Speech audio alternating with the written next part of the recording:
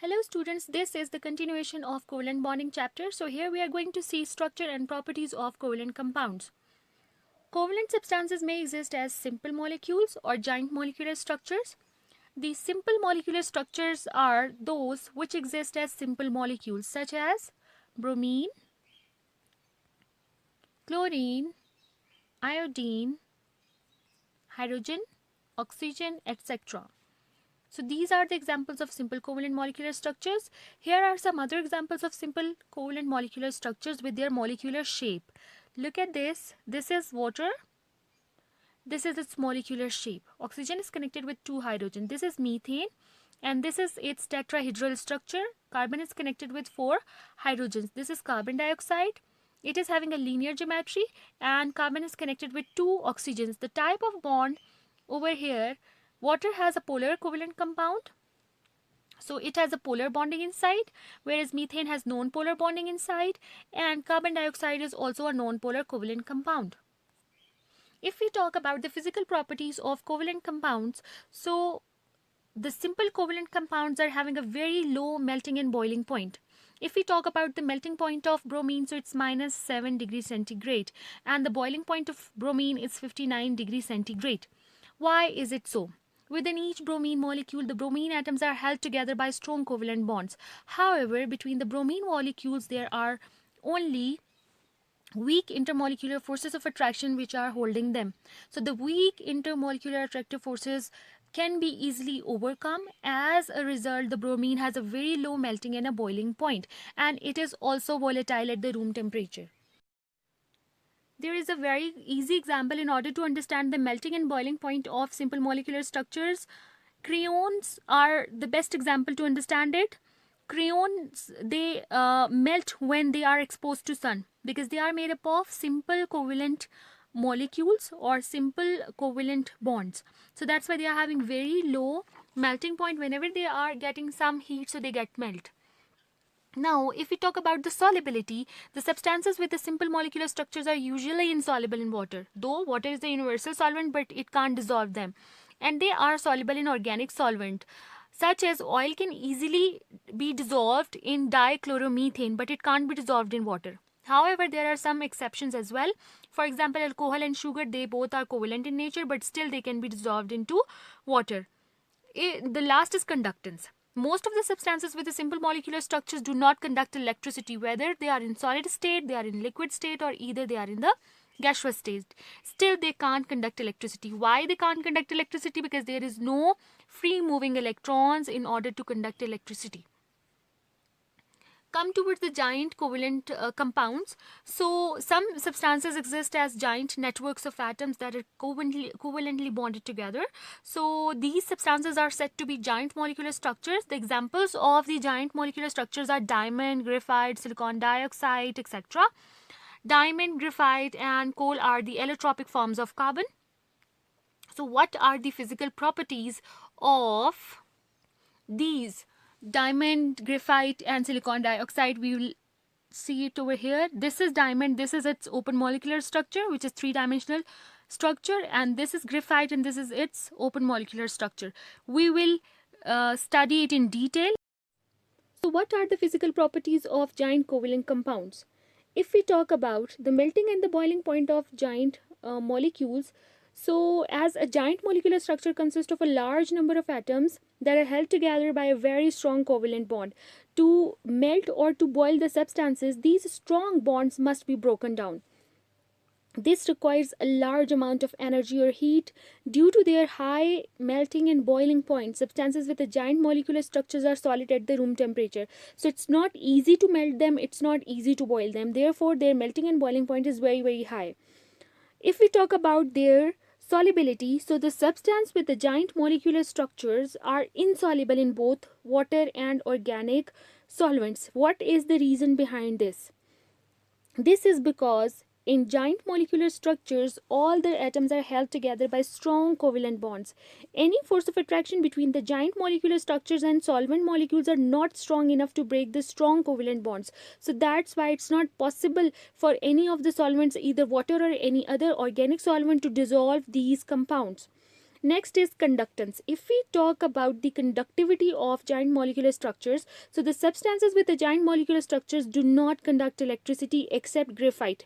Graphite is an exception over there. In giant molecular substances, all the outer electrons of atoms are used to form covalent bond. Thus, there are no free moving electrons for the conduction of electricity and heat. How does the structure of diamond accounts for its physical properties? Diamond is one of the allotropes of carbon. We all know that. So this is the structure of diamond.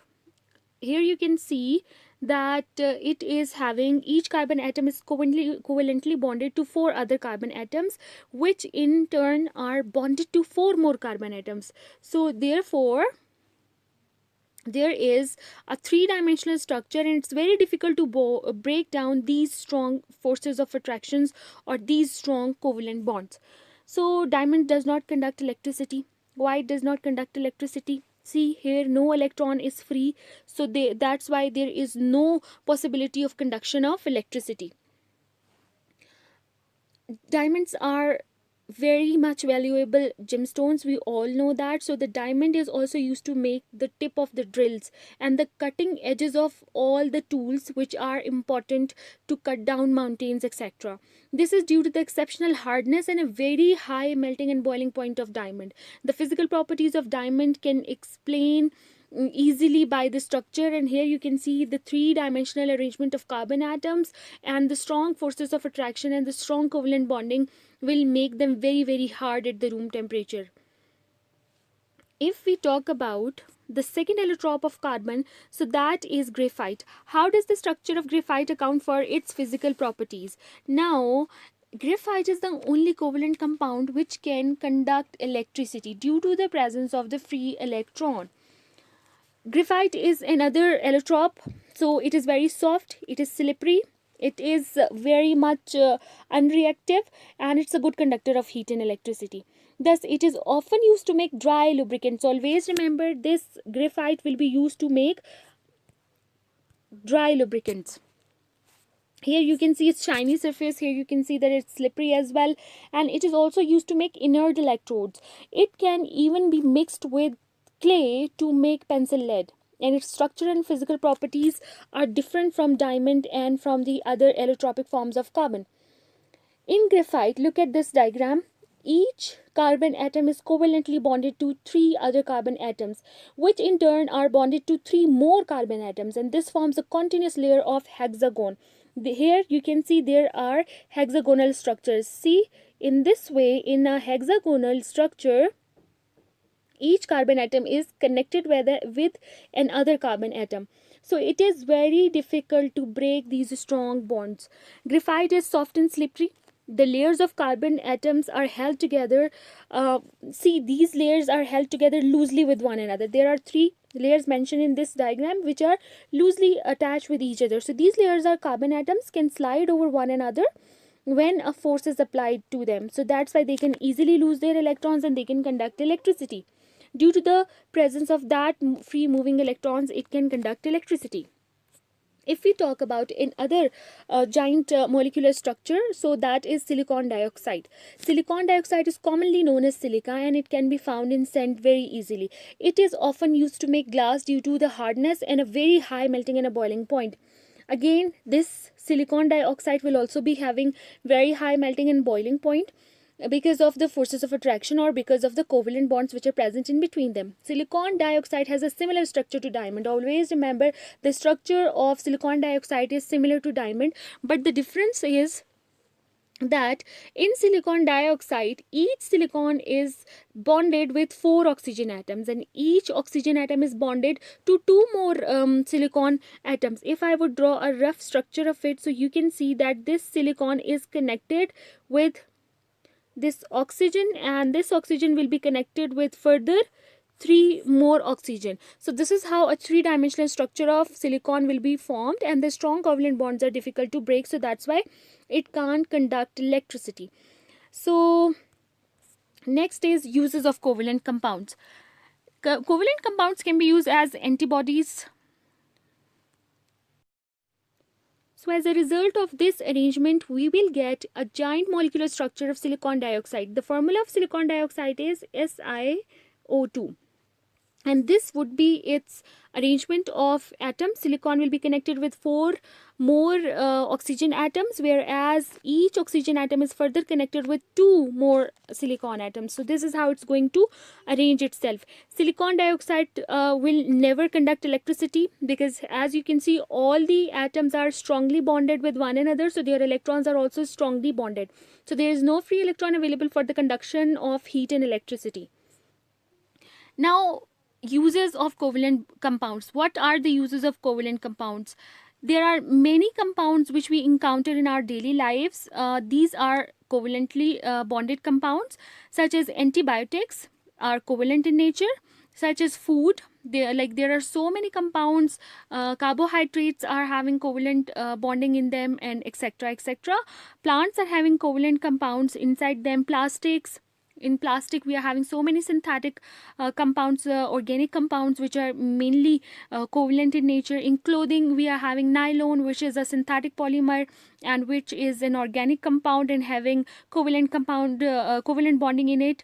We are having biochemicals, and we are having so many other things around us which are covalent in nature. What we breathe and what we are, we breath carbon dioxide, which is covalent in nature. We exhale oxygen, which is covalent in nature, and so many other things are there without which it's impossible to live.